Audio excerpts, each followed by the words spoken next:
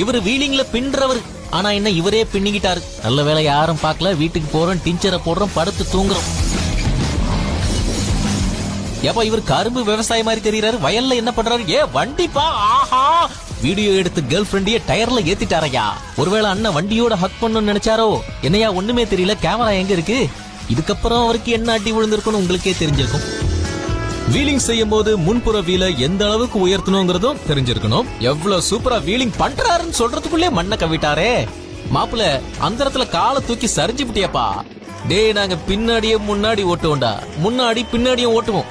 பின்னாடி முன்னாடி என்ன இருக்கு? அப்பா நீச்சல் தெரியாம தண்ணியில குதிச்சா கூச்சல் போட கூட நேரம் இருக்காது. நான் ஜெயிச்சிட்டேன். ரோட்ல போனாதான் டிராபிக் ஜாஸ்தியா இருக்குன்னு காட்டுல வந்தா ரூட்ல இவ்வளவு ப்ராப்ளம் இருக்கப்பா. சயின்ஸ முதல்ல தெரிஞ்சுக்கோங்க பிரதர். ஏடிவி காத்துல எழும்பும் போது அது ரொட்டேட் ஆகிறதுக்கு சான்சஸ் அதிகம். இத தெரிஞ்சுக்காம நீ வண்டியில பறந்தினா பலூன் மாதிரி பஸ்தா அடிவப்பா. அதனால பிளீஸ் இதெல்லாம் நீங்க ட்ரை பண்ணாம இருக்கிறது உங்களுக்கும் உங்க உடம்புக்கும் நல்லது.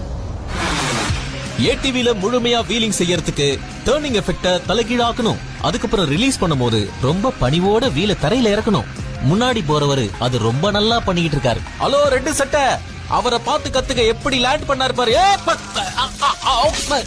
வீலிங் முடிச்சதுக்கு அப்புறம் போய்கிட்டே இருக்கணும் தம்பி. இப்படியா ஒரே அடியா நிறுத்துறது? மச்சா சாச்சி புட்டா மச்சா.